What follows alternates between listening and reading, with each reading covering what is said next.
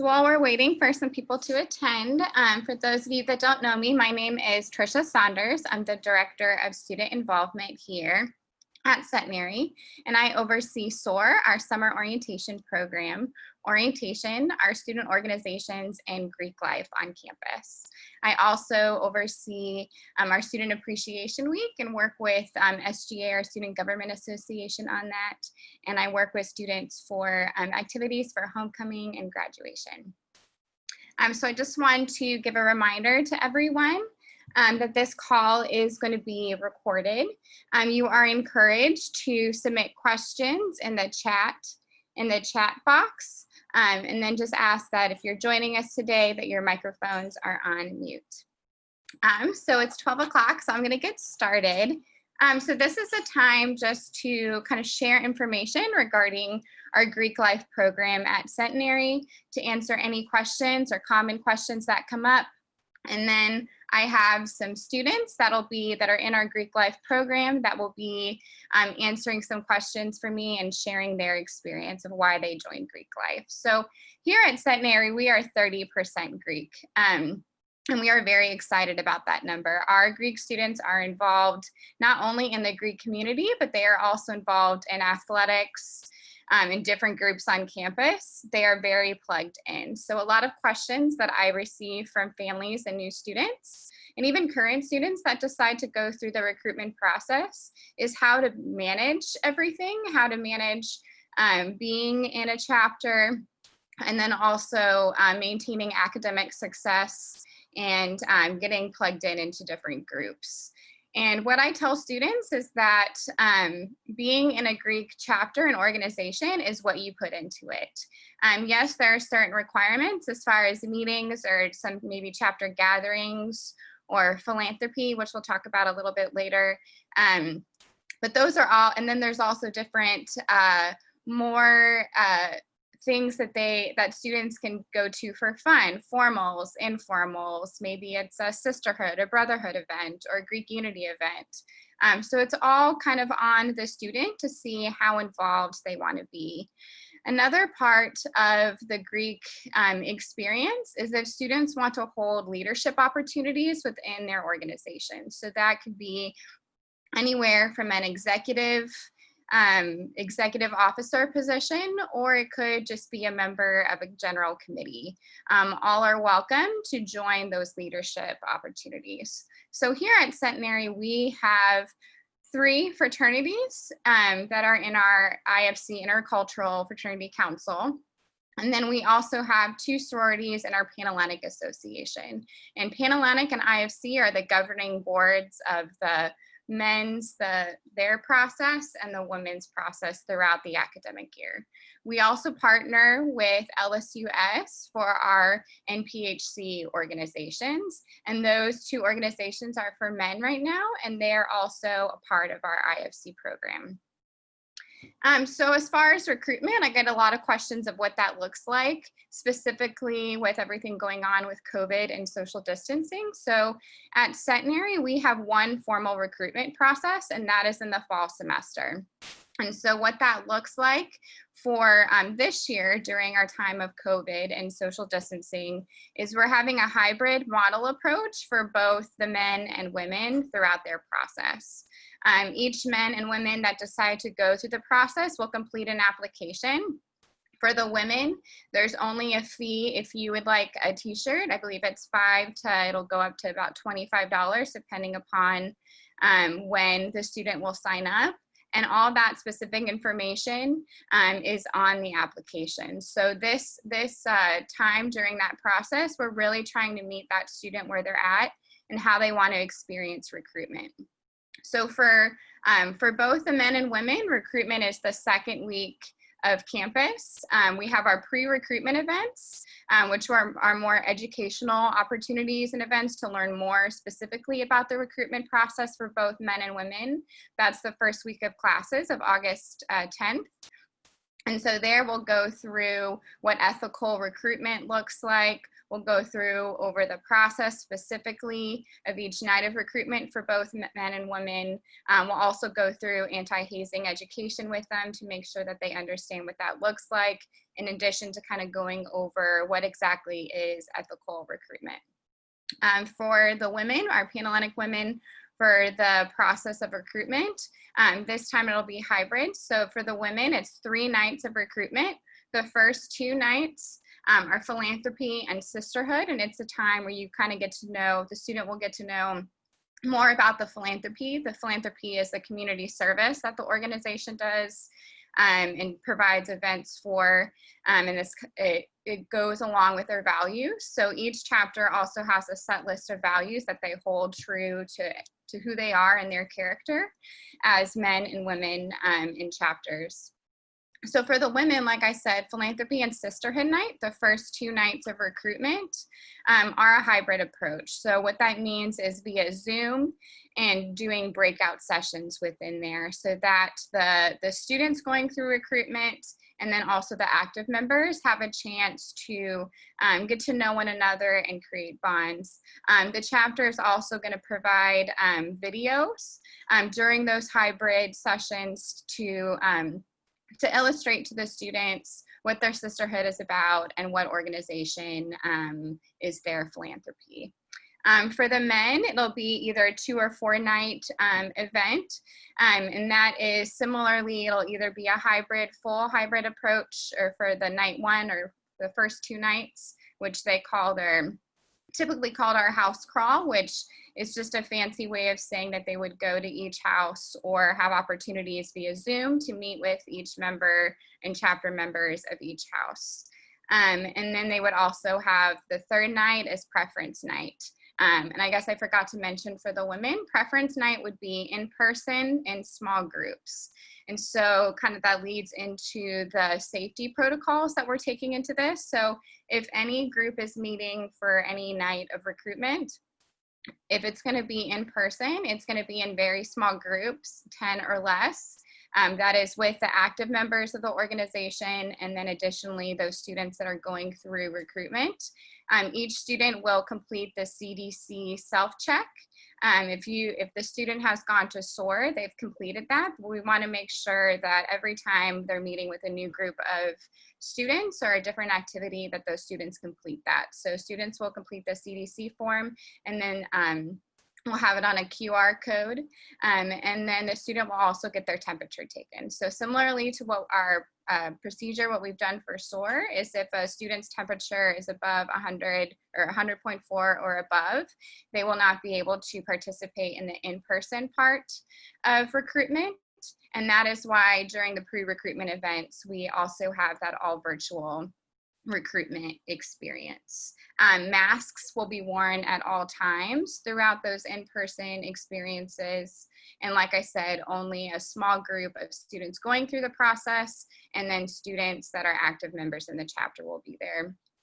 In between each party is what we call a group of students that would go into the chapter house to have those conversations for those preference nights, would be sanitation, and we would allow for about 10 to 15 minutes for that.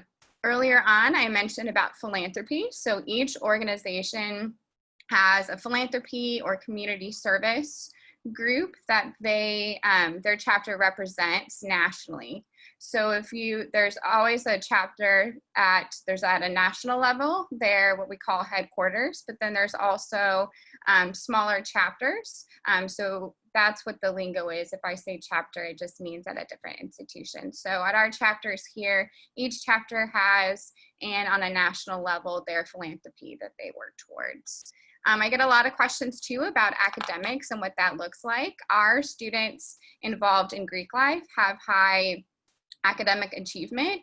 In fact, a part of their participation in these Greek organizations is that they have a certain GPA going in and maintain it throughout their collegiate experience. However, if a student fails to get to that GPA through their time in throughout their collegiate experience, each chapter, both men and women, have some sort of leadership roles. Each chapter may call it intellectual engagement, or academic success, and that leadership person in that role will make a plan for them to continue to improve and improve their GPA. As far as social media, we use social media a lot, especially during the school year to help promote events or philanthropy events, but then also to help promote our recruitment season. So for the women, that is Centenary Panhel, Panhel. And then for the men, it's Centenary IFC. And there are links for both of those that'll have a direct link to the application process. There's also information regarding the application process for recruitment. Again, we have our formal recruitment in the fall semester, and that is on our Centenary website on the Greek Life page. So now, without further ado, I wanted to introduce some of our students that are on here. So we have Kailey Morgan, she's the president of Panhellenic, and Cason Hancock, who's the president of IFC. And Cason and Kailey, thank you so much for joining us today. And I wanted to just ask you a few questions. I wanted to see why you joined, or if you could share why you joined the Centenary Greek Life community. So whoever wants to go first. I'll go first. So coming into Centenary, I was one of the only people from my high school in my area that came here, so I didn't know a lot of people, and I heard that some of the people that ran in the circles that I was with were going through recruitment just to meet people, and I had no intention of actually joining a sorority at all. But once I did and went through everything, I met so many people that I just couldn't imagine not being a part of that group and staying with all of the girls that I had met and made those connections with. So that's a big part of why I went through and then ultimately joined. Awesome. I joined Greek Life initially for the Brotherhood. My sister was in a sorority, and I've had family and friends who were in fraternities and sororities, and I saw it as a great opportunity to get to know people and have that brotherhood. And as I've done the research of why Greek Life started, and as I've spent my years in a Greek organization, it's exceeded my expectations that I'm with people that I will be for life, and I am a part of something so much bigger than myself, with thousands and thousands of people. So it's just surrounding yourself with like-minded people that you will have for the rest of your life. And that's pretty awesome. Thank you both for answering that. My next question for you is, how have you been and how are you balancing your academics, if you're in a sport, if you're in other organizations, with Greek Life? You could touch on that. Right. So I've held multiple positions within my chapter. So not only have I been able to, I guess, just be a part of my academics, I'm a double major also, so I do a lot with that. And I have a part-time job, plus all the responsibilities that I hold within my chapter. I haven't found it too difficult. There are times where I have to prioritize, and my chapter understands that everything else, my academics and my work, comes first, and it's never been a problem for me.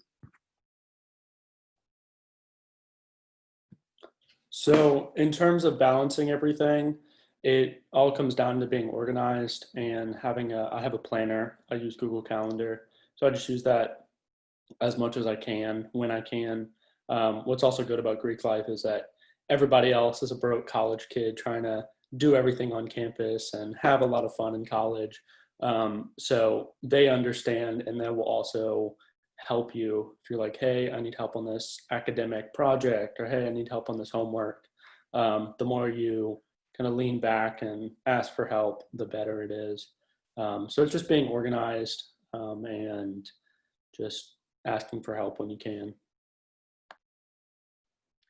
Wonderful. Can you both share your experience working with either philanthropy of your organization or any of the Greek Unity events or chapter events. Can you talk a little bit about your experience with that? So for the sororities on campus, philanthropy is a huge part of everything that they do. Without going into too much detail about which chapter I'm in, both chapters go out into the community, in the Shreveport-Bossier community, and help with their specific philanthropies that they do there, as well as on campus spreading awareness and fundraisers and such like that. And then there are multiple events that they do on and off campus to bring in sisterhood and unity.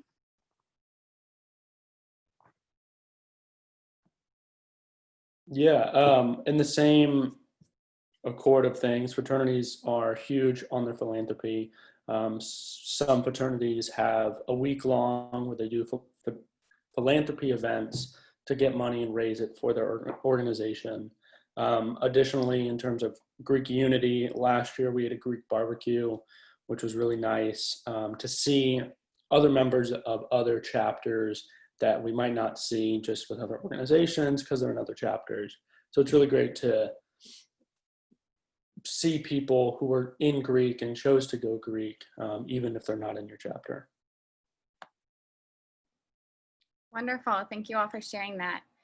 Can you now share with those of us that are on the call and those that will be listening to this recording later, any advice for students going through the process? I think definitely the biggest thing that people should be aware of when they go through is to just be yourself, and you'll understand once you've gone through where you fit in and what values you've found that the chapters most represent your own values. So being yourself and just staying confident with who you are is the biggest thing that I learned going through everything. So as Trisha said, recruitment is the second week of school, and that's pretty perfect because the first week of college, you're figuring out how college works, you're figuring out how to get to class, how you're going to operate yourself for the next 4 years. And so once that's figured out for the most part, going to class for a week, the second week of school is starting to solidify those relationships that you'll have for life. And what's good about recruitment is that it's totally free. As Trisha said, with the girls, you can buy a shirt. With the men's, it is free, and it's also non-binding either way. So you can go through recruitment and you don't have to pick up a bid at the end of the day. You can go through it, meet some people, have a cool experience, and that's it. If you don't pick up a bid, you don't. If you do, awesome. Welcome, join us.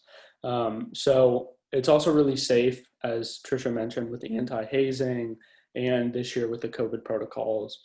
It's just a safe, fun way to get to know people. Well, thank you both for sharing. I think that's all the questions I have for you at this time. For those of you that are on the call, again, I want to remind you that this is a recorded call, but I want to kind of open the floor if you have any questions. So feel free to unmute yourself and share your question, or put it in the chat either publicly so that everybody on the call can see, or just send it to me privately. So just open the floor for questions. Yes, so one question came in, do the chapters have houses? Yes, we do. Our 5 chapters in our IFC and Panhellenic have houses. The women use their houses for meeting space, study space, sisterhood, gathering space. And then our men, we only have, there's limited spaces in each house for men to stay there throughout the academic year. And for those individuals that want to stay in those houses, then we work with our residence life staff in addition to their specific chapter. In regard to the NPHC houses, those organizations, I believe they have houses or rooms in LSUS. But typically, if there's a gathering for that, for those organizations. Sometimes they'll use Centenary space. So I work with our coordinator for events here on campus. I guess I should also say that for our NPHC organizations, while they do not have a house on campus, we do host interest meetings throughout the semester, specifically during what would be the recruitment period at Centenary. However, it's also coordinating with those chapters to see what their process is, because it's a little bit different than our IFC chapters. Great question. Any other questions? Kailey and Cason, how has the Greek life at Centenary, or how has your experience in Greek life impacted your Centenary experience? So if you could shed some light on that. For me, it's definitely allowed me to grow in my leadership skills with all the positions and opportunities I've been able to be a part of, as well as I've learned a lot about how to prioritize and manage my time and just stay organized in general, which has helped me out with my academic and work situations. So in all the pros that people mention about Greek life, there's the idea of scholarship and networking and friendship and philanthropy. And so through all that, to go through each one, trying to keep it short. For instance, scholarship this semester, I won $1,600 with the Teak Foundation, and then last year I won $300. So the scholarship aspect beyond GPA is present in a huge part of the fraternity sorority process. Additionally, there are leadership conferences that I think every chapter has. There's also philanthropy. I'm attending a webinar later this summer. And I can also 100% say that all of my academics and all my jobs and other organizations on campus, the success that I've had with those, I could not have done it without my brothers. Like I've gone to my brothers and I said, hey, I'm really tired, I'm really exhausted. Hey, I need help. Hey, I want to do this. Like, I need help. And they're like, of course, like, let's do it. They'll drop everything. And that's something that you won't get with any other organization. It's also really cool because 20 years from now, I can call up any one of the guys. Hey, well, how are you? What's up? Or right now I can call and be like, hey, hope you have a good day. And they're like, oh my God, I love you. So it's that impact is something that in every aspect is really cool, and really it's incredible. There's also, for instance, our page for our Greek organization, somebody posted a couple days ago and they're like, hey, I got laid off because of COVID. And within 20 minutes, there were at least 5 comments saying, oh, here's a job. Oh, here, try this, try this. And it's that networking that, again, it's just truly incredible and something that you won't get from any other type of organization. That's really great, Cason. I think that kind of reminds me of what I also tell families is that, and students, is it's not membership in a Greek organization, regardless of the Greek organization. It's not a 4-year commitment like it is for maybe if you're involved in other organization where that involvement stops once the student graduates from Centenary. It really is, as cheesy as it sounds, a lifelong membership. So I'm involved in a sorority, or was in a sorority. I help out, I volunteer for collegiates around the world. I go to conventions and leadership academy for my sorority and others. I put it on my resume. It's helped me, like Cason mentioned, get some internships too. So it's a great way to further the network bubble. For while students are in at Centenary in their collegiate experience, or when they are looking for jobs, or if they move somewhere to a new community, it's a great resource. There's always alumni or city chapters in different groups. So regardless of where the student moves,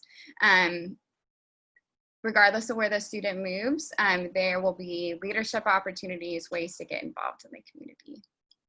Let me see. Yeah, so Cason and Kailey, if you could talk broadly about the cost of membership for each semester and how that's kind of impacted maybe your experience. So for sororities, we do breakdowns of payments monthly, and it's about around $200 a month, give or take, given the activities surrounding that month. What I do is I work throughout the summer and build up a savings account that I use to pay off my dues every month. And then anything I have, any extra costs that maybe if I want to buy a t-shirt or something, I use my own money for. I haven't found that it's been a huge issue if I am low on cash for that month or something that I want to do that I don't have the money for. My chapter always helps me out with, we can do different types of payment plans and stuff like that to help out whoever's struggling that month. For the fraternities, we also do it per month. It's between $80 and $100 per month. And with that, I mentioned scholarships earlier. Sometimes it will pay for itself. If you get a scholarship, apply for the scholarship and really are active in the chapter and in the community. Outside of that, it is 80 to 100. People work jobs, people have means, and as Kailey mentioned, there are options that you can work out payment plans or certain jobs or whatever for the chapter. Wonderful, and I guess I can speak on the alumni kind of part of if you or the student after they graduate ends up getting involved in alumni or city chapter, each sorority, fraternity, or group kind of does it a little differently based on also location. So an alumni, you might have a membership fee, but it might just be like $20, maybe for the year or for the month. So that's just because you're volunteering time and stuff like that. So it looks a little bit different on the alumni level. Getting some questions too about the recruitment registration process and receiving PDF information. So just to clarify, it's not maybe like a application where you have to do a big short answer like that. It's mainly name, high school, do you know anybody who's previously been a member in a sorority or fraternity? If so, which one? Do you know anybody who's been a member of the organizations that we have on campus? Were you involved in anything leadership-wise in high school? It's more like those type of questions, but I'd be happy if you provide your email privately. If you're interested on that for the call, I'd be happy to send that information to you.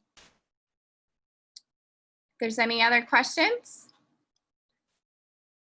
Kailey and Cason, is there something that you feel like I've missed in this that you want to share, or any parting words if we don't have any other questions? I think we've mostly covered everything. I just want to reiterate that joining Greek life is just, I don't know, is a great way to meet people and make connections that will last you for when you go off into the world and are looking for careers and stuff. I'm currently applying for PT schools right now, and I've made some connections through my sorority that have helped me get further into that career and allowed me to advance in that. So it's a great way to not only make friends and get involved with stuff now, but later on in the future, it's helpful as well. So the media portrays Greek life as an Animal House type organization that parties all the time, drinks all the time, is hazed all the time, and at Centenary, that's far from it. At Centenary, it is literally what Greek started as, which was just a social event for like-minded people. That's why Greek life was started. So all it is, and that social event is non-drinking. It started as non-drinking. So people just come together and they converse. Back in the day, it was used for debate, but people converse. They just talk amongst themselves. We have strict anti-hazing policies, and we have kind of house gathering policies as well. But at Centenary, it is far from the stereotypical Greek life, grunge type experience. It is just a group getting together and having ideas and talking to each other. Thank you for mentioning that, Cason. I think that also brings up for the safety and protocol. So at Centenary, any organization is primarily our Greek organizations. If they want to have more than a certain number of people at an event, so we call those formal gatherings. And that's where if the student attending that is over 21, or if there would be alcohol at that event, they have to fill out a social event registration form and has to get approved by my office of student involvement and our DPS officers. And DPS was one of the first departments that did one of these videos. So if you haven't watched that video of what procedures they do, I highly recommend you re-watch that either on the student or parent online portal. And you can access that at the SOAR webpage, centenarysoar.com. The chapter hires DPS officers for the entirety of their event. Everybody is carded when they come in. If a student is over 21, there are wristbands. Periodically, the officer might just go through the house. There's also no hard liquor allowed. That was a policy in Greek life that was changed a long time ago. And so if you have any further questions about those policies, feel free to put it in the chat or publicly or message me privately. I'm getting some few questions regarding dress code for recruitment. So if Kailey and Cason, if you kind of want to go through what that looks like for both men's and women's recruitment, specifically for preference night, when those might be in-person small gatherings. Right. So this year, since the first 2 nights are virtual, there's no dress code for those. So anything casual, whatever the person being recruited would like to wear is fine. And then for preference night, if they choose to do the in-person experience, we ask that they wear something nicer, like a church dress, or it doesn't have to be a dress, but anything nicer, more formal, just to fit the kind of occasion that we're trying to put on. For guys, it's a little different. Last year, each preference night had a pool. So people wore their swimsuit and just a casual shirt. And we just used the pool and kind of just had some time and talked to each other. This year, whatever gets finalized, it'll be the same, that it's just casual. All recruitment is for the guys is getting to know the chapter, getting to know the men, and it's just a casual event, just talking to each other. So casual, shirts, t-shirt. If you want to wear something nice, you're welcome to, but we may be outside and it may be hot. So just something casual and comfortable. Yeah, and as far as some of those larger parties, as far as that, all of our hybrid models are getting approved by the administration of the college. So all of those safety protocols are being they're being mirrored to what we're doing at Centenary. So if Centenary says the college states that we can't have gatherings over a certain number, then all of those gatherings with recruitment would need to mirror that decision. Any other questions regarding recruitment or Greek life on campus?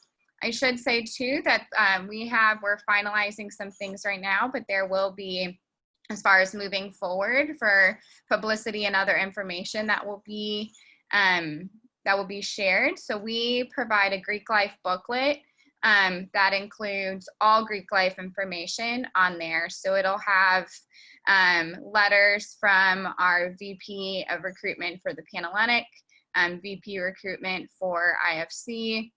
It'll share briefly descriptions for the women for each night, what those kind of conversations are like. And so what I mean by that is philanthropy, those conversations that the active members will share with the students going through recruitment would be more around their philanthropy, why it's important, what activities they do around their philanthropy. For sisterhood, it would be a similar thing. What kind of events do they do? Why did they decide to join Greek life, specifically that chapter? And I know the men have those conversations too. Their process is just a little bit different. But on that Greek life booklet, it'll share a little bit about each of the chapters. So students and families would get more information on that. And then it'll kind of provide some testimonials and some pictures so you can kind of see. Recognizing that the Greek life community and the process for recruitment will look a little bit different. That does not take away from the bonds that have been created and the excitement that our current students in our Greek community are so excited, myself included, so excited to see new members join those organizations. Being involved in Greek like myself, it really is, again, as cheesy as this sounds, like a lifelong membership. So wherever I go, wherever, if I'm vacationing and I meet somebody, regardless of the school or age, having that bond and that relationship is something really special. And there's opportunities to go have leadership outside of the collegiate experience, which I know Kailey and Cason mentioned on just briefly. And so normally we would either mail out the Greek life booklet or we would put it in a folder for orientation. This year with COVID, so we don't have a lot of hands touching it, it's going to be digital. So if you go to the website, probably in about a week, it'll be on there with our, if you go to the Greek life page, there's the recruitment links will be on there for both men's and women's recruitment. And then it'll also have a link to the digital Greek life booklet. The other thing that right now is super important is that either the student or you as the parent and family member, that you would check the Instagram page. The Instagram page for Panhellenic and IFC will be the main sources of information. So if your student has any questions about the recruitment process, we encourage them to message or DM those Instagram handles. So any other questions? If there's no other questions, I just wanted to say thank you all for joining today. And for those that are listening, I hope that you heard some really valuable information. However, if at any point in the summer or as we enter into August and the start of the school year and recruitment process, feel free to email me. I'll put it right now in the chat. An email is the best way to get a hold of me during this time. There's also that question for parents and families. There's also that question link. So feel free to do that. Those questions will go to me too. Also, if you go to the Centenary page, like I said, it's centenarysoar.com. If you go to the contact tab, that tab, you fill that out, it goes and syncs directly to my email. So that's another great way to get direct contact with me. For those of you that wanted a PDF or questions about what the recruitment process is, feel free, if you haven't done so already, send me your email privately and I will make sure that I have you on my list. And again, thank you so much for joining. And I wanted to remind you that there's another call on Monday at noon. So have a great day and a great weekend.